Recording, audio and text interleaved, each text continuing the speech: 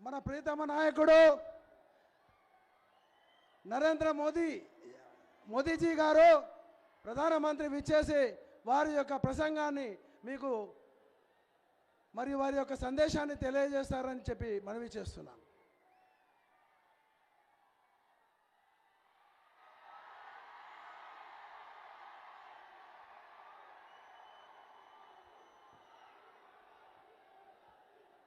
भारत माता की जय, भारत माता की जय, भारत माता की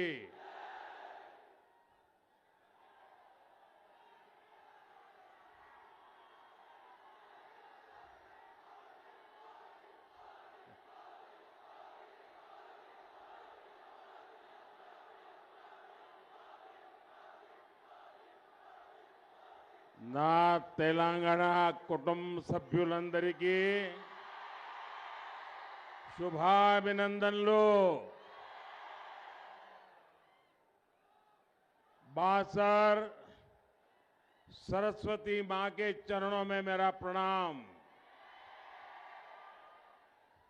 ई गड्डप्पै पुट्टिना कोमरम भीम रामजी गौंड వంటి ఆదివాసీ యోధులకు నా నివాళులు। रामजी गौंड ने जनजातीय क्षेत्र में युवाओं को अत्याचार से लड़ने के लिए भी प्रेरित किया था। आज जब तेलंगाना में कांग्रेस की सुल्तानशाही और बीआरएस की निजामशाही दोनों जब सामने है तब इस पूरे क्षेत्र में रामजी गौंड की प्रेरणा साफ साफ नजर आ रही है। ये जो मैं जन सैलाब देख रहा हूं, जहां जहां मेरी नजर पहुंच रही है लोग ही लोग नजर आ रहे हैं जो अपने आप को राजनीति के तिस्मारखा मानते हैं, जो अपने आप को राजनीति के बड़े ज्ञानी मानते हैं, वो आकर के यहां देख लें तेलंगाना में बीजेपी की सरकार बन रही है। तेलंगाना आज सकला जनुला सौभाग्य तेलंगाना, इसके निर्माण के लिए बीजेपी के साथ खड़ा है पूरा तेलंगाना। तेलंगाना कह रहा है तेलंगाना में पहली बार बनेगी बीजेपी सरकार। मेरे साथ बोलेंगे आप लोग? मैं बोलूंगा उसके बाद आपको बोलना है बनेगी बीजेपी सरकार। क्या बोलना है? बनेगी बीजेपी सरकार। ठीक है? तेलंगाना में पहली बार बनेगी बीजेपी सरकार, तेलंगाना में पहली बार बनेगी बीजेपी सरकार, तेलंगाना में पहली बार बनेगी बीजेपी सरकार, तेलंगाना में पहली बार बनेगी बीजेपी सरकार। మొదటిసారి తెలంగాణలో బీజేపీ ప్రభుత్వం ఏర్పాటు కానుంది।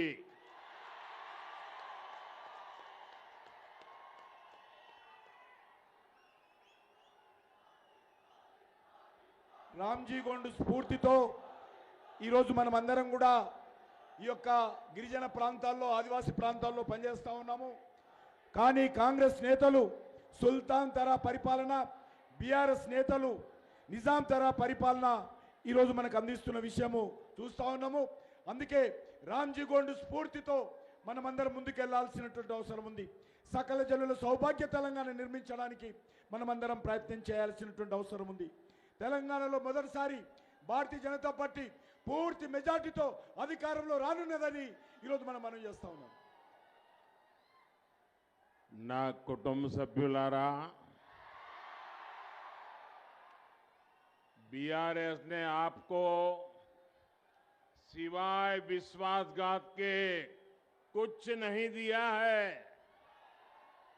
आज तेलंगाना हजारों करोड़ के कर्ज में डूबा हुआ है. आज तेलंगाना की पहचान हजारों करोड़ रुपए के इरिगेशन स्कीम से होती है. अपनी कार की स्टीयरिंग किसी और पार्टी को थमाकर यहां के मुख्यमंत्री फार्म हाउस में शिफ्ट हो गए हैं. केसीआर को आपके बच्चों के भविष्य की चिंता नहीं है. केसीआर को सिर्फ अपने बच्चों की, अपने परिवार के भविष्य की चिंता है. क्या तेलंगाना को ऐसा मुख्यमंत्री चाहिए जो जनता से मिलता नहीं? क्या तेलंगाना को ऐसा मुख्यमंत्री चाहिए जो जनता को मिलता ही नहीं है? ऐसा चाहिए क्या? ऐसा मुख्यमंत्री चाहिए क्या? उसे हटाओगे कि नहीं हटाओगे? निकालोगे कि नहीं निकालोगे? आखिर फार्म हाउस सीएम की तेलंगाना को कोई जरूरत है क्या भाई? क्या तेलंगाना को ऐसा मुख्यमंत्री चाहिए जो कभी सचिवालय न जाता हो? ప్రజలను కలవని ముఖ్యమంత్రి మనకు అవసరమా? ఫార్మ్ హౌస్ ముఖ్యమంత్రి మనకు అవసరమా? సచివాలయానికి వెళ్ళని ముఖ్యమంత్రి మనకు అవసరమా?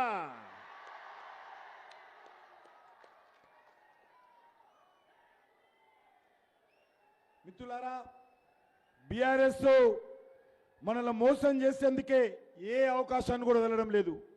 ఇవాళ తెలంగాణ లక్షల కోట్ల రూపాయల అప్పులో మునిగింది.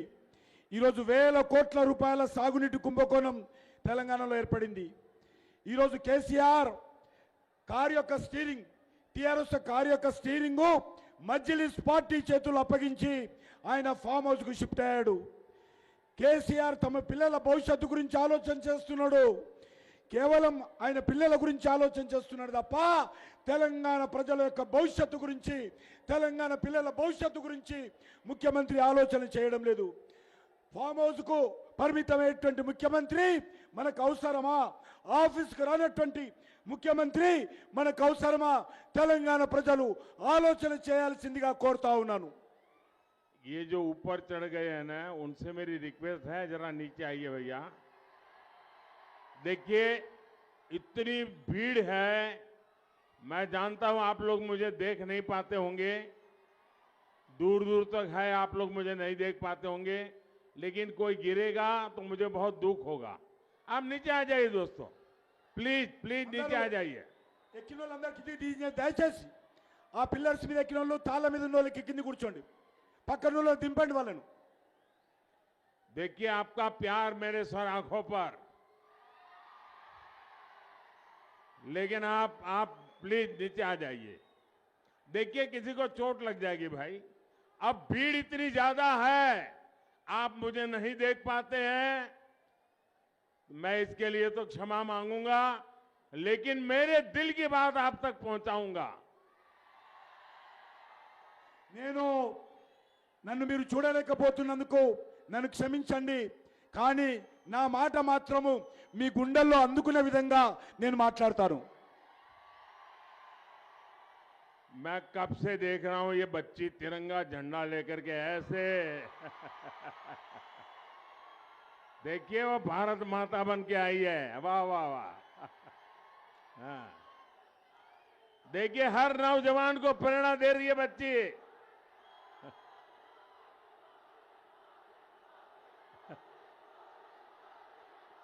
शाबाश शाबाश बेटे। नमस्ते नमस्ते।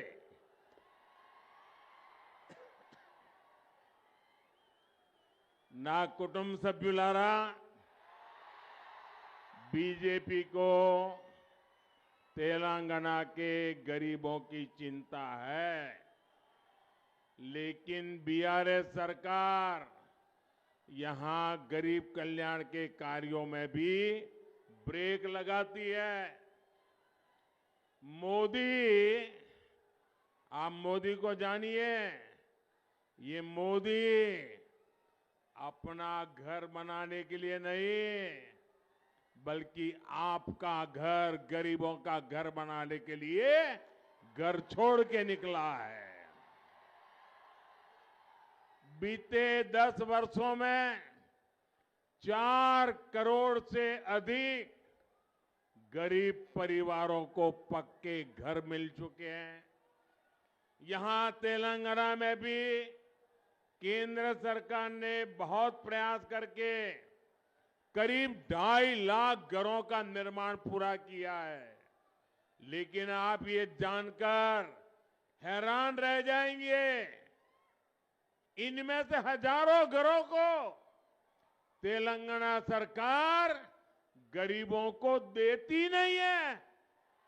और ये जो टीवी पर देश वाले देख रहे हैं ना, वो भी सोचिए, हमारे देश में एक ऐसी सरकार है तेलंगाना में जो फार्म हाउस में रहती है और हजारों मकान गरीबों के भारत सरकार के पैसों से बने हुए, देश के करदाताओं के पैसों से बने हुए ये मकान दबा करके बैठी है, गरीबों को देती नहीं है। गरीबों की दुश्मन केसीआर सरकार इन घरों पर कब्जा करके बैठ गई है। लेकिन मेरे तेलंगाना के भाइयों बहनों, मैं आपको विश्वास दिलाता हूं, जब तेलंगाना में बीजेपी की सरकार बनेगी तो गरीबों को इन घरों को देने का काम तुरंत पूरा किया जाएगा। और ये मोदी की गारंटी है। और मोदी की गारंटी यानी गारंटी पूरी होने की गारंटी। మోదీ గారి గ్యారంటీ అంటే గ్యారంటీగా పూర్తి అయ్యే గ్యారంటీ.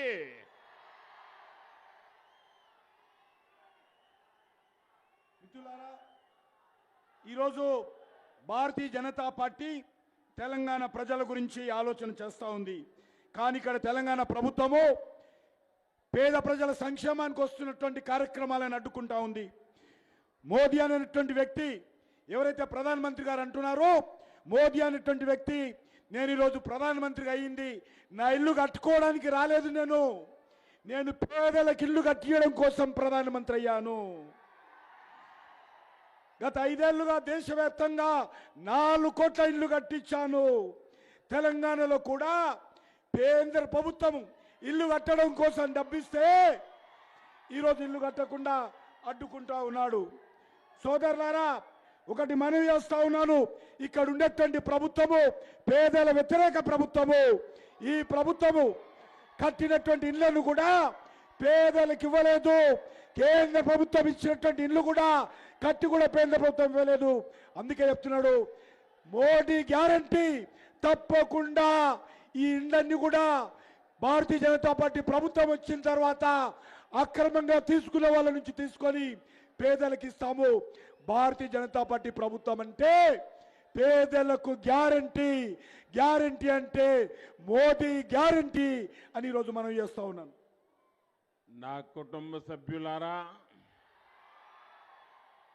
तेलंगाना भाजपा ने अपने घोषणा पत्र में, संकल्प पत्र में किसानों के कल्याण के लिए प्रशंसनीय वादा किया है.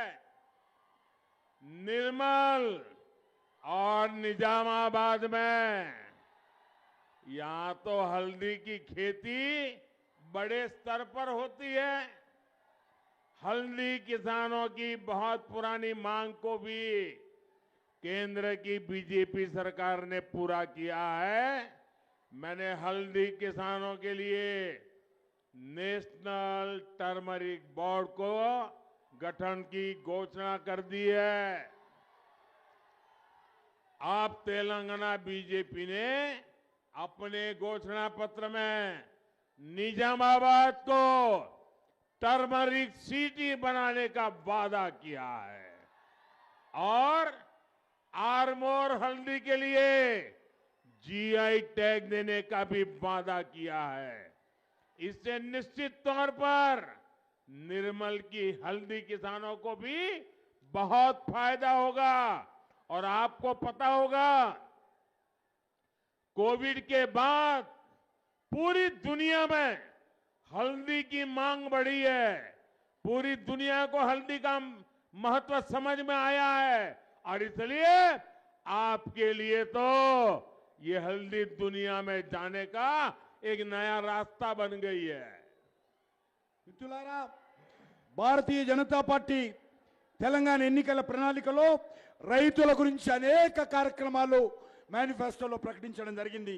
అందులో నిజామాబాద్ నిర్మల్ ప్రాంతాల్లో ఉన్నటువంటి పసుపు రైతులు ఎక్కువగా ఉన్నటువంటి విషయం మీకు తెలుసు. చాలా కాలంగా పసుపు రైతుల సంక్షేమం కోసం ఈరోజు జాతీయ పసుపు బోర్డు, నేషనల్ టర్మరిక్ బోర్డు ఏర్పాటు చేయాలని కేంద్ర ప్రభుత్వం నిర్ణయం తీసుకుంది. ఇప్పుడు నిజామాబాద్ను మేనిఫెస్టోలో తెలంగాణ బీజేపీ పసుపు నగరిగా ప్రకటిస్తామని బీజేపీ ప్రకటించడం జరిగింది. అదేవిధంగా ఆర్మూర్ పసుపుకు జిఐ ట్యాగ్ ఇస్తామని ప్రకటించడం జరిగింది. దీని ద్వారా నిజామాబాద్ నిర్మల్ ప్రాంతంలో ఉన్నటువంటి రైతులకు కూడా మేలు జరుగుతుందని ఈ సందర్భంగా ప్రకటిస్తా ఉన్నాను. కోవిడ్ తర్వాత రైతు యొక్క ఇంపార్టెన్స్ పెరిగింది. ప్రపంచమంతా కూడా మీ పసుపు కోసం ఎదురు చూస్తూ ఉంది అనే విషయాన్ని చెప్తా ఉన్నారు. నా కుటుంబ సభ్యులారా, पूरी दुनिया आजकल मेड इन इंडिया का गौरवगान कर रही है, लेकिन आप देखेंगे कि बीआरएस और कांग्रेस के नेता कभी मेक इन इंडिया की बात ही नहीं करते। यही मानसिकता है जिसके कारण निर्मल की हजारों वर्षों से चली आ रही टॉयज परंपरा, टॉयज इंडस्ट्री बेहाल हो गई। आज जब भारत टॉयज के एक्सपोर्ट के नए रिकॉर्ड बना रहा है, बीआरएस सरकार यहां निर्मल की टॉय इंडस्ट्रीज को बर्बाद कर रही है। यहां बीजेपी सरकार बनते ही, ये मोदी की गारंटी सुन लीजिए, आज यहां बीजेपी सरकार बनते ही निर्मल टॉयज के लिए भी विशेष अभियान शुरू किया जाएगा। ఓ కుటుంబ నేడు యావత్ ప్రపంచమంతా కూడా మేక్ ఇన్ ఇండియా పేరు మారుమోగిపోతా ఉంది. కానీ దురదృష్టం ఏంటంటే ఏ ఒక్క రోజు కూడా బీఆర్ఎస్ పార్టీ కానీ కాంగ్రెస్ పార్టీ కానీ మేక్ ఇన్ ఇండియా గురించి మాట్లాడరు. వాళ్ళ మానసిక స్థితి మనం అర్థం చేసుకోవచ్చు. ఈ రెండు పార్టీల కుట్రల కారణంగానే, మోసం కారణంగానే, నిర్లక్ష్యం కారణంగానే వేల ఏళ్లుగా ఈ నిర్మల్కు ప్రత్యేకమైనటువంటి నిర్మల్ పెయింటింగ్స్ కానీ, నిర్మల్ కొయ్య బొమ్మల పరిశ్రమ కానీ నిర్లక్ష్యానికి గురి కాబడిందని మనం చేస్తా ఉన్నాను. నేను మోడీ గ్యారంటీ ఇస్తా ఉన్నాను, భారతీయ జనతా పార్టీ ప్రభుత్వం రాగానే ఈ యొక్క నిర్మల్ కొయ్య బొమ్మల గురించి, నిర్మల్ యొక్క పెయింటింగ్స్ గురించి పూర్వ వైభవం తీసుకొస్తాను. ఇది మోడీ గ్యారంటీ నిర్మల్ కని మనం చేస్తా ఉన్నాను. ना कुटुंब सभ्युलारा, एक तरफ बीजेपी सरकार ऐसी योजनाएं बना रही है, फूड पार्क बना रही है, टेक्सटाइल पार्क बना रही है, लेकिन यहां बीआरएस और कांग्रेस का तुष्टीकरण अलग ही लेवल पर चल रहा है। बीआरएस तो टेक्नोलॉजी तक में तुष्टीकरण ले आई है। क्या अब भारत में धर्म के आधार पर भी आईटी पार्क बनेगा क्या? ये खेल चलता रहेगा क्या? क्या ये भारत के संविधान का सम्मान है क्या? क्या ये बाबा साहब आंबेडकर की भावनाओं का आदर है क्या?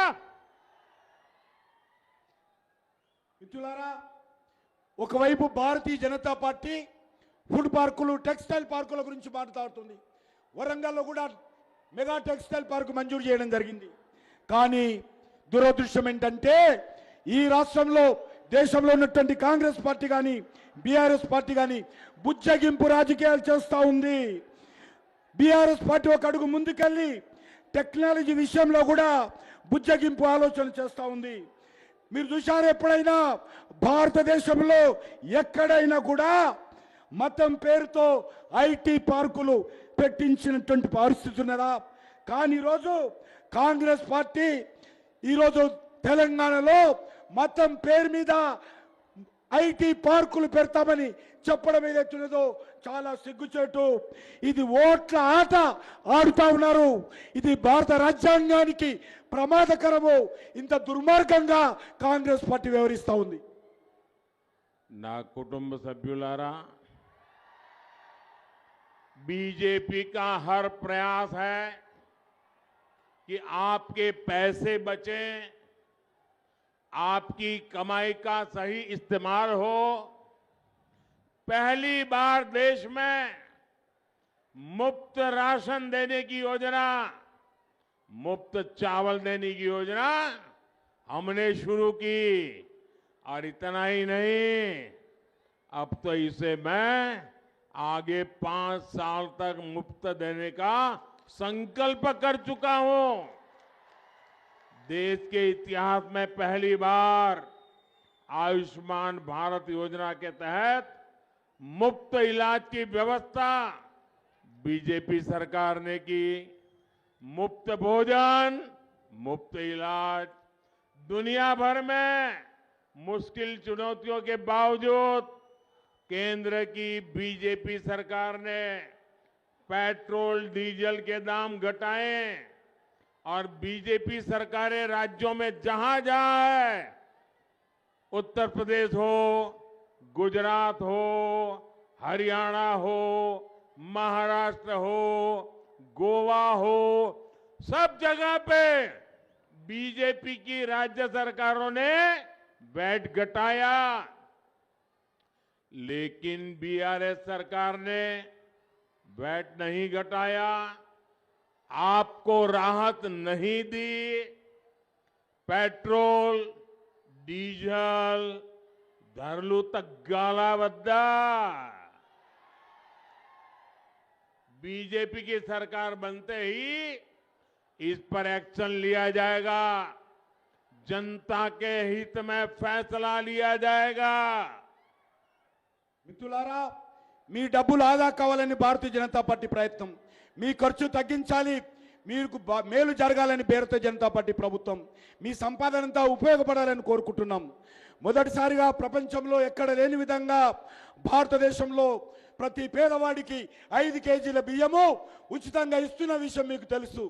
దీన్ని ఇప్పుడే కాదు, వచ్చే 5 సంవత్సరాల వరకు కూడా ఈ దేశంలో ఉన్నటువంటి ప్రతి పేదవాడికి 5 కేజీల బియ్యము భారత ప్రభుత్వము గ్రామాలలో కుగ్రామాలలో ఉన్నటువంటి వాళ్లకు అందించబోతా ఉన్నాము.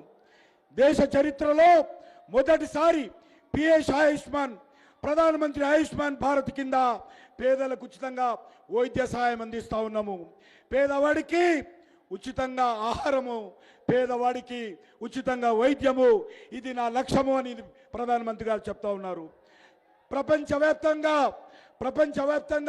పెట్రోల్ ధరలు తగ్గితే భారతీయ జనతా పార్టీ ప్రభుత్వము కొంత మేరకు ధరలు తగ్గించింది. అంతేకాదు అన్ని రాష్ట్రాలు కూడా, మహారాష్ట్ర, గోవా లాంటి బీజేపీ ప్రభుత్వాలన్నీ కూడా ఈరోజు పెట్రోల్ ధరలు తగ్గించాయి.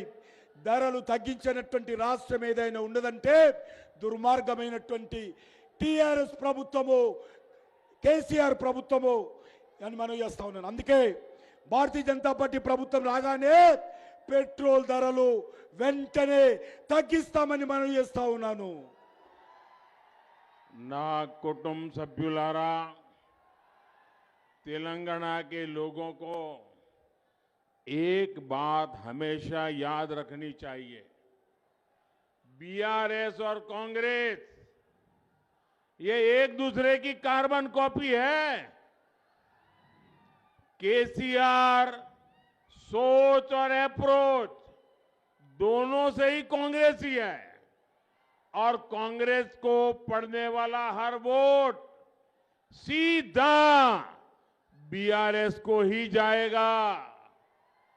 कांग्रेस को पड़ने वाला हर वोट यहां परिवारवाद, करप्शन और तुष्टीकरण को ही मजबूत करेगा।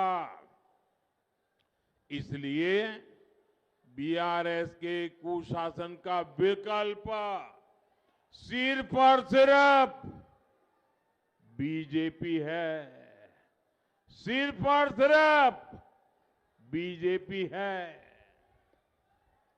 మిత్రులారా, తెలంగాణ ప్రజలు ఎల్లప్పుడూ ఒక విషయాన్ని గుర్తుపెట్టుకోవాలని మనం చేస్తా ఉన్నాను.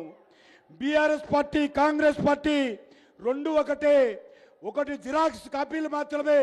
కాంగ్రెస్ కానీ బీఆర్ఎస్ కానీ జిరాక్స్ కాపీలు మాత్రమే. అందుకే కేసీఆర్ ఆలోచనలో కేసీఆర్ ఎప్పుడు కూడా కాంగ్రెస్ గురించి ఆలోచన చేస్తాడు. కాంగ్రెస్ కి వేసేటువంటి ప్రతి ఓటు బీఆర్ఎస్ కి వేసినట్టే బీఆర్ఎస్ కే వెళ్తుంది. కాంగ్రెస్ వేసేటువంటి ప్రతి ఓటు కుటుంబ పాలనకు, అవినీతికి, బుజ్జగింపు రాజకీయాలకు, కువాన రాజకీయాలకు బలోపేతం చేస్తుంది. అందుకే బీఆర్ఎస్ కు సరైనటువంటి ప్రత్యామ్నాయము ఒక్క భారతీయ జనతా పార్టీ మాత్రమే తెలంగాణలో నిలబడుతుందని మనం చేస్తా ఉన్నాను. ना कुटुंब सभ्युलारा, बीआरएस और कांग्रेस में एक और समानता है। ये दोनों पार्टियां सोशल जस्टिस, सामाजिक न्याय के बिल्कुल खिलाफ है। आज 26 नवंबर जब देश संविधान दिवस मना रहा है, तो हमें ये भी याद रखना है कि केसीआर ने बाबा साहब के बनाए संविधान को बदलने की बात करके बाबा साहब का और संविधान का अपमान किया था। कांग्रेस ने बाबा साहब आंबेडकर की राजनीति खत्म करने के लिए जोर लगाया, उन्हें भारत रत्न भी नहीं दिया। जबकि बीजेपी है जिसकी बाबा साहब के पंचतीर्थ बनाने का गर्व हासिल है, कि कांग्रेस ने यहां कभी भी एससी, एसटी, ओबीसी नेताओं को आगे नहीं बढ़ने दिया।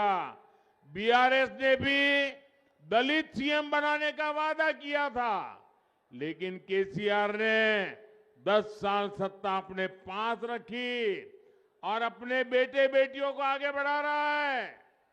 एसटी समुदाय के साथ तो कांग्रेस और बीआरएस दोनों ने बहुत बड़ा धोखा किया है। बीजेपी ने देश को पहली आदिवासी महिला राष्ट्रपति दी, लेकिन बीआरएस और कांग्रेस दोनों ने द्रौपदी मुर्मू जी का विरोध किया। మిత్రులారా, బీఆర్ఎస్ కాంగ్రెస్ పార్టీ విషయంలో ఒకటి కామన్ గా ఉన్నది. ఈ రెండు పార్టీలు కూడా సామాజిక న్యాయానికి పూర్తి వ్యతిరేకము. ఇవాళ నవంబర్ 26 రాజ్యాంగ దినోత్సవం జరుపుకుంటున్నాము.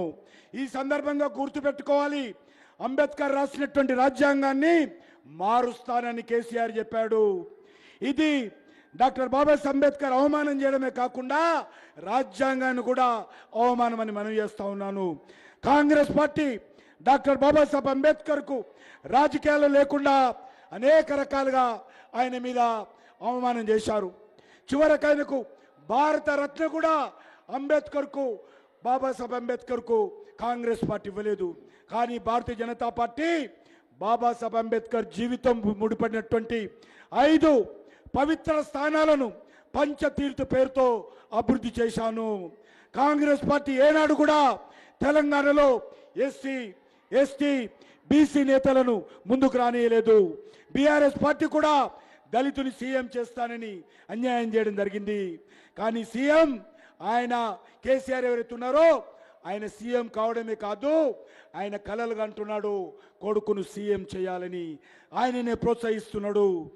ఎస్టీలకు ఈ రెండు పార్టీలు కూడా కాంగ్రెస్ బీఆర్ఎస్ మోసం చేశాయి. కానీ భారతీయ జనతా పార్టీ ఒక దళిత మహిళను ద్రౌపది ముర్ము గారిని రాష్ట్రపతి చేస్తే కాంగ్రెస్ బీఆర్ఎస్ కలిసి ఈ ట్రైబల్ మహిళ రాష్ట్రపతి కాకుండా అడ్డుకున్న విషయాన్ని మనం చేస్తా ఉన్నాను. ना कुटुंब सभ्युलारा हमने एससी एसटी वेलफेयर के लिए अभूतपूर्व काम किए हैं। बीजेपी ने अलग से एसटी मंत्रालय बनाया। बीते 10 वर्षों में इसका बजट 5 गुना बढ़ाया। आज देश भर में जनजातीय सेनानियों के म्यूजियम बन रहे हैं। बीजेपी ने आपसे सेंट्रल ट्राइबल यूनिवर्सिटी का भी वायदा निभाया। आज आदिवासी क्षेत्रों में रोड, रेल, हाईवे, पानी, बिजली और मोबाइल नेटवर्क पर अभूतपूर्व पैसा खर्च किया जा रहा है। कुछ दिन पहले ही आदिवासी समाज के विकास के लिए 24,000 करोड़ रुपए का पीएम जनमन महाअभियान शुरू किया गया है। మిత్రులారా, మేము ఎస్సీలు ఎస్టీల సంక్షేమం కోసం అనేక కార్యక్రమాలు చేపట్టాము. భారతీయ జనతా పార్టీ ప్రభుత్వం మొదటిసారిగా దేశంలో గిరిజన మంత్రిత్వ శాఖను ఏర్పాటు చేసిన విషయాన్ని మనం చేస్తా ఉన్నాను. గత 5 ఏళ్లలో గిరిజన సంక్షేమం కోసం 5% బడ్జెట్ పెంచాము. అంతేకాకుండా ఈరోజు దేశవ్యాప్తంగా గిరిజన వీరులను గుర్తు చేసుకుంటూ వారి పేర్లతో మ్యూజియంను కూడా భారతీయ జనతా పార్టీ ప్రభుత్వం ఏర్పాటు చేస్తుంది. మన హైదరాబాద్లో కూడా భారత ప్రభుత్వము గిరిజన మ్యూజియం రామ్జీ గోండు కొమరం భీం పేరుతో మ్యూజియం ఏర్పాటు చేయబోతున్నామని మనం చేస్తా ఉన్నాను. తెలంగాణలో తొలి గిరిజన కేంద్ర విద్యాలయం సమ్మక్క సారక్క విశ్వవిద్యాలయానికి మంజూరు చేశాము. ఈరోజు గిరిజన ప్రాంతాలలో భారతీయ జనతా పార్టీ ప్రభుత్వము రోడ్లు, రైల్వేలు, హైవేలు, తాగునీరు, కరెంటు, మొబైల్ నెట్వర్క్ లాంటి అనేక మౌలిక వసతులు పెంచింది. ఇటీవల ఆదివాసీల సంక్షేమం కోసం 24,000 కోట్లతో పీఎం జన్మన్ మహా అభియాన్ను ప్రారంభించిన విషయాన్ని మనం చేస్తా ఉన్నాను. ना कुटुंब सभ्युलारा, तेलंगाना की इस विकास यात्रा में मादिगा समुदाय के साथ जो अन्याय हुआ है उसे भी बीजेपी भली भांति समझती है। इस अन्याय का अंत करने के लिए भारत सरकार की कमेटी पूरी प्रक्रिया को गति देने का काम कर रही है। ये कमेटी आपको न्याय दिलाने की पहल करेगी और आपके सशक्तिकरण का एक नया रास्ता बनाएगी। मादिगा समुदाय से जुड़ी एक बड़ी न्यायिक प्रक्रिया सुप्रीम कोर्ट में चल रही है। ये केस मजबूत हो सके इसके लिए हम हर संभव प्रयास कर रहे हैं।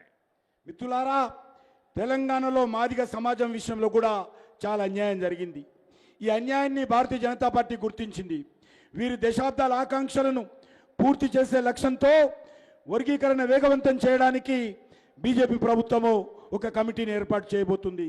ఈ కమిటీ దళితులకు న్యాయం చేయడంతో పాటు మీ సాధికారతను కూడా సరికొత్త దారులు తెరవనున్నది. మాదిగ సామాజిక వర్గానికి సంబంధించి కీలకమైనటువంటి న్యాయ ప్రక్రియ సుప్రీంకోర్టులో ఉంది. ఇందులో కూడా మాదిగలకు న్యాయం జరిగే విధంగా కేంద్ర ప్రభుత్వము అన్ని రకాలుగా అండగా నిలబడుతుందని మనం చేస్తా ఉన్నాను. ना कुटुंब सभ्युलारा, तेलंगाना में बीजेपी सरकार इसलिए भी जरूरी है ताकि आपकी जमीन पर कब्जे का खेल बंद हो। केसीआर सरकार यहां धरनी के माध्यम से भूमाफिया के साथ खड़ी है। बीजेपी सरकार स्वामित्व योजना के तहत गांवों में घर और जमीन के ड्रोन से नक्शे बनवा रही है। कोशिश ये कि गरीब एससी एसटी परिवारों को अपनी जमीन और घर के कानूनी दस्तावेज मिले। बीजेपी मी भूमि सिस्टम जैसी नई व्यवस्था भी बनाएगी। మిత్రులారా, మీ భూములు కబ్జా కాకుండా ఉండడం కోసం భారతీయ జనతా పార్టీ ప్రభుత్వము మీకు అండగా ఉంటుంది. తెలంగాణలో బీజేపీ ప్రభుత్వం ఏర్పడాల్సినటువంటి అవసరం ఉంది. కేసీఆర్ ప్రభుత్వం ధరణి పేరుతో భూ మాఫియాకు తలపడుతూ ఉంది. భారతీయ జనతా పార్టీ ప్రభుత్వము దేశవ్యాప్తంగా సౌమిత్ర పథకము ఏ రకంగా డ్రోన్ల ద్వారా భూ సర్వే నిర్వహిస్తూ ఉన్నామో అదేవిధంగా ఎస్సీ ఎస్టీ బీసీ పేదల భూములు వాళ్ళ దస్తావేజులు వాళ్ళకు అందించేటువంటి కార్యక్రమం భారతీయ జనతా పార్టీ అధికారంలో రాగానే ధరణి స్థానంలో ధరణిని రద్దు చేసి మీ భూమి పేరుతో ట్రాన్స్పరెన్సీతో అందరికీ న్యాయం జరిగే విధంగా కొత్త విధానాన్ని భారతీయ జనతా పార్టీ ప్రభుత్వం తెలంగాణలో తీసుకొస్తుంది. ना कुटुंब सभ्युलारा,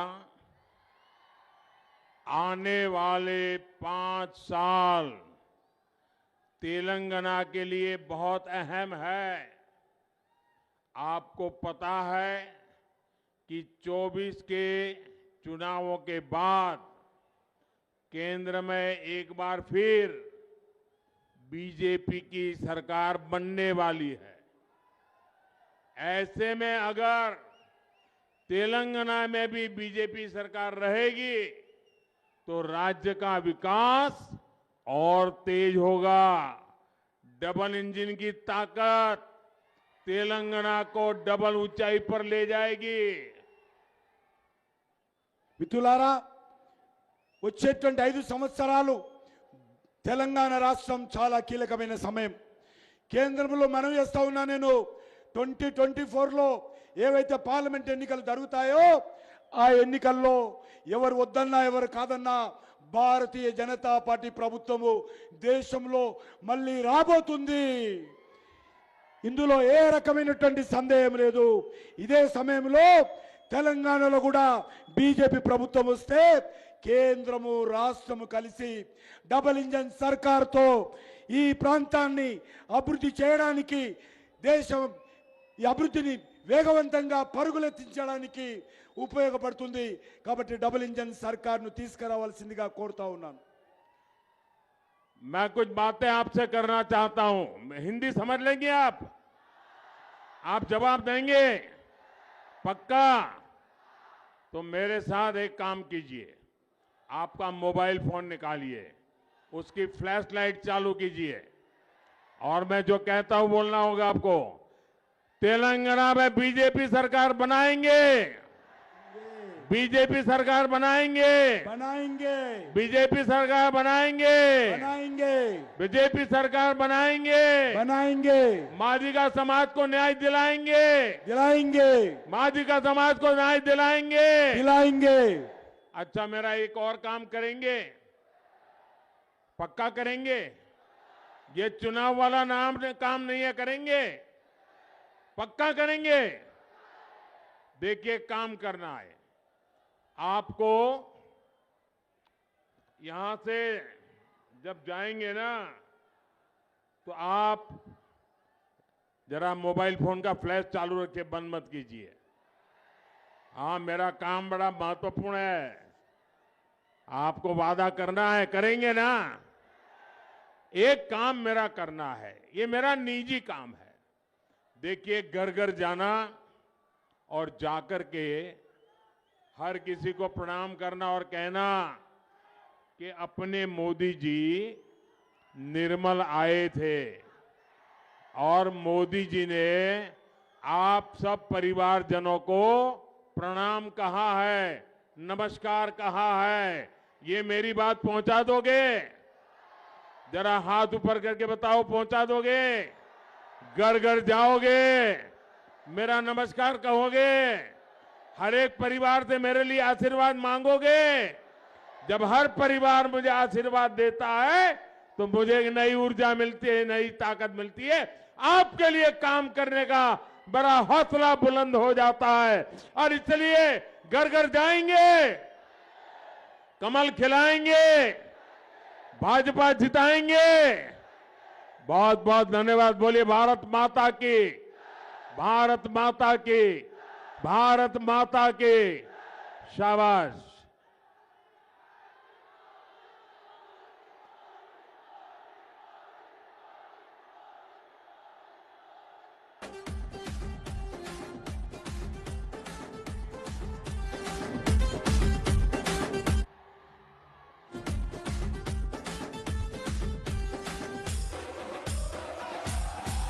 ఏ భరతమాత ముద్దు బిడ్డ నరేంద్ర మోదీ, యువతరమే నీ బిడ్డ నరేంద్ర మోదీ. ఢిల్లీ కోట గడ్డ మీద బీజేపీ జెండా, ఎదురు లేక ఎగిరే ప్రజల గుండెల నిండా. ఢిల్లీ కోట గడ్డ మీద బీజేపీ జెండా, ఎదురు లేక ఎగిరే ప్రజల గుండెల నిండా. ఏ భరతమాత ముద్దు బిడ్డ, భరతమాత ముద్దు బిడ్డ, భరతమాత ముద్దు బిడ్డ నరేంద్ర మోదీ, యువతరమే నీ బిడ్డ నరేంద్ర మోదీ.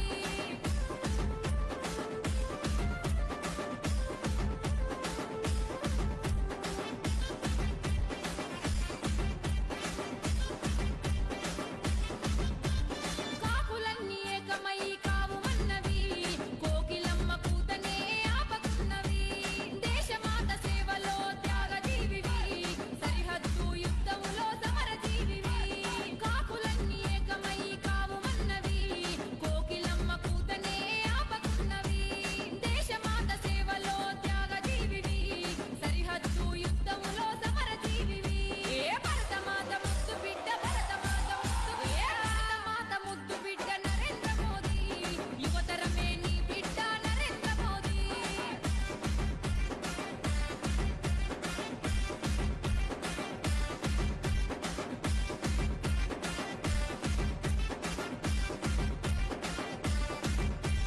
నల్లదనం వెలికి తీయ నడుము గట్టినవు, తెల్ల గజాలు తిరిగి తెగువ చూపినవు. యోగతోని అందరినీ ఓడించినవు, పాగదుట్టి పదవినే సాధించినవు. యోగతోని అందరినీ ఓడించినవు, పాగదుట్టి పదవినే సాధించినవు. ఏ భరతమాత ముద్దు బిడ్డ, భరతమాత ముద్దు బిడ్డ, భరతమాత ముద్దు బిడ్డ